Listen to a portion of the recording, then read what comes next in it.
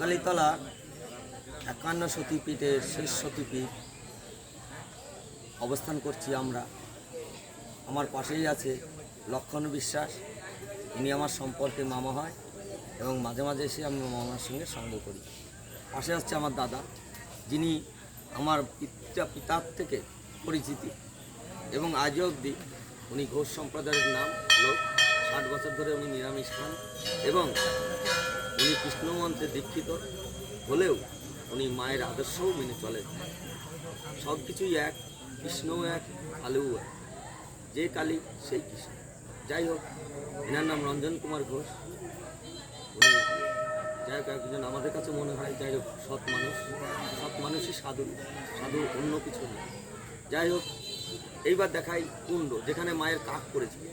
সেই কাক পড়ার সেই কুণ্ডটা পবিত্র জল, আমি বলছি তুমি দেখো। আচ্ছা, কুণ্ড, ওখানে মায়ের কাক পড়েছিল। সেই কাক আশির মনে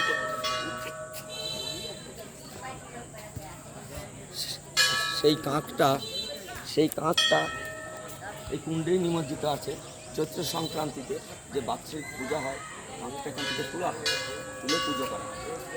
আচ্ছা, এই কুণ্ড পবিত্র জল, এই জল দেখেন আপনারা সবাই পূজা অর্চনা করার জন্য করছে। দীর্ঘ শুকিয়ে গেলেও এই কুণ্ডের জল শুকিয়ে, এই হচ্ছে এখানে কোনো দেবীর মূর্তি নেই, এখানে দেবীর কোনো মূর্তি নেই। একটা ছবি বিশ্বভারতী বিশ্ববিদ্যালয়ের বিখ্যাত চিত্রশিল্পী মুকুল দেব আঁকা ছবিতেই দেবী পুজো করেন, দেবী ঘর বানান। পাশেই আছে এর পাহারাদার দেবী দেবাদিদের নীল ভৈরব ধারণ করে রয়েছেন। এর পাশেই আছে মহাশ্মশান, যেখানে আমাদের শেষ অন্তিম পরিণতি বয়ে চলেছে কোপাই নদীর পাড়ে। কোপাই নদীর পাড়েই আছে পঞ্চমন্দির আসন, যেটা আমরা দেখাতে পারছি না। হয়তো পরবর্তীকালে আমি মোবাইলও ভালো চালাতে পারি না, কাউকে দিয়ে পড়িয়ে নিচ্ছি, আমার এক বোনকে দিয়ে। এই পাশে যাচ্ছে বিস্তীর্ণ মাঠ, যেখানে বিভিন্ন সময় নাচ গান হয়। এর পাশেই যাচ্ছে কাঞ্চীশ্বর শিব মন্দির, সেই কাঞ্চীশ্বর শিব মন্দির থেকে একটু দূরে। যাই হোক, সতীপীঠের যে গুণগুলো বা লক্ষণগুলো থাকা দরকার, সেই সমস্ত গুণ বা লক্ষণ এখানে আছে এবং এটা বীরভূম জেলার তন্ত্রপীঠের একটা সেরা জায়গা। ৫১তম শেষ সতীপীঠ কঙ্কালীতলা, যেখানে স্বয়ং শিব নেমে এসেছিলেন।